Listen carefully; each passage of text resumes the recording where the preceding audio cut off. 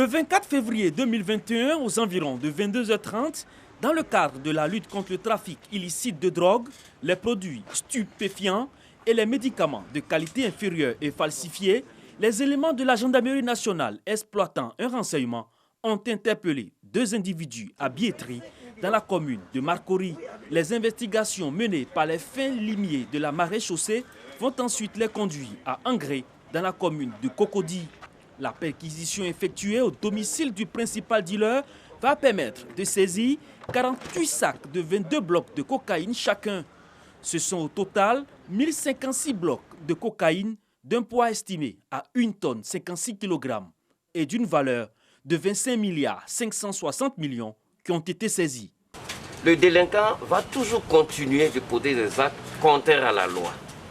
Les forces de l'ordre, la gendarmerie, la police nationale, leur travail ce sera de mettre hors d'état de nuire, d'arrêter tous ceux qui vont violer la loi et de les présenter au procureur pour que ceux-là aillent à l'audience pour subir la peine. Parce que la réponse que la loi permet d'apporter à l'infraction, c'est la peine d'emprisonnement. Et les gendarmes, comme vous l'avez vu tout à l'heure, travaillent de jour comme de nuit. Évidemment, ce genre de produit-là ne passe pas le jour. Donc ça passe la nuit, à un moment où tous les citoyens sont censés dormir. Mais les gendarmes sont à pied d'eux parce qu'ils ne dorment pas, ni le jour, ni la nuit, afin de pouvoir arrêter l'activité de ce genre d'individus. Le général de corps d'armée, Alessandro Apalo Touré, a félicité ces hommes avant d'inviter les populations à faire confiance à leur gendarmerie. Juste à rassurer la population pour dire que sa gendarmerie est à la tâche, elle fera ce qu'il faut pour que tous ces criminels soient mis à la disposition de la justice. Poursuivant leur investigation, les gendarmes ont réussi dans la même nuit à saisir sur le plan d'eau lagunaire, précisément à Mossou, 3000 cartons de poulet congelés de 10 kg chacun, soit 30 tonnes en provenance du Ghana. Cette saisie a été mise à la disposition des services vétérinaires.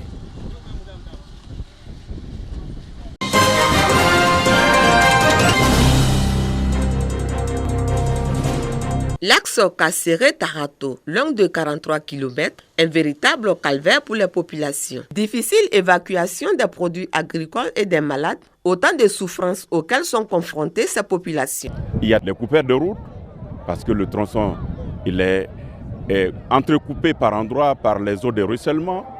Il y a aussi l'impossibilité d'évacuer nos malades. Nos femmes sont des grandes productrices d'oignons. Mais il est impossible de faire connaître le fruit de cette culture à Abidjan. Le rêve longtemps caressé de voir ce axe routier bitumé sera bientôt une réalité pour les populations de ces localités. En effet, le ministre de l'Équipement et de l'Entretien routier, Amédée Kouakou, a procédé au lancement des travaux de bitumage de ce tronçon. Il avait à ses côtés le ministre Bruno Nabagné-Kone, fils et cadre de la région. L'action s'inscrit dans le programme national de développement 2021-2025 du gouvernement. La Côte d'Ivoire, sous le leadership de son Excellence Alassane Ouattara, président de la République, a initié à travers le Plan national de développement un vaste programme de modernisation du réseau routier. L'axe Tarato-Kasseré constitue une section de la route Tarato-Kasseré-Kouto-Chiala et fait partie du linéaire minimum annoncé par le chef de l'État.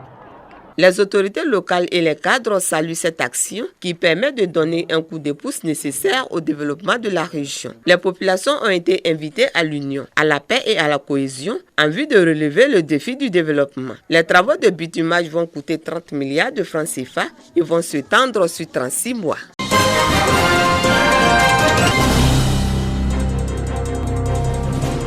L'athlète Cissé Cheikh Salah vient de faire parler son cœur. Devant Bertin Kofi, le directeur général des sports qui représentait le ministre des Sports, Bamba Cheikh Daniel, président de la Fédération ivoirienne de taekwondo, des présidents de ligue, entraîneurs et autres athlètes, le premier médaillé d'or olympique de l'histoire de la Côte d'Ivoire a offert un important lot d'équipements sportifs. Des conteneurs de 1000 dobok, les tenues de combat, autant de chaussures, de survêtements, de dentiers, plastrons, bref. Tout ce qu'il faut à un athlète pour pratiquer ce sport dans de bonnes conditions. Un lot d'équipement d'une valeur de 60 000 €, environ 30 millions de francs CFA qui sera reparti à toutes les ligues du pays. Pour le premier patron du taekwondo ivoirien, cette cérémonie de don a une connotation spirituelle. Car à la veille des Jeux de Tokyo, ce retour à la source de Cissé Cheikh Salah va sûrement lui attirer des bénédictions. Des propos qui n'ont pas laissé l'athlète ivoirien accompagné de ses parents indifférents. Le taekwondo m'a tout donné et voilà, c'était super important pour moi de faire un geste pour tous ces jeunes là qui veulent faire comme moi, qui veulent suivre mes traces. Donc voilà, j'avais déjà commencé, mais ces dons là, j'avais déjà commencé il y a 2 ans en arrière, mais c'était seulement dans les ligues, dans mon club, mais voilà, c'était important pour moi d'étendre ça au niveau national. Pour rappel, le taekwondo sera fortement représenté aux prochains Jeux olympiques de Tokyo du 23 juillet au 8 août 2021 au Japon. D'ores et déjà qualifiés, Cissé Cheikh et Gbagui Ruth seront accompagnés de Traoré Charlène et Gbané Seydou.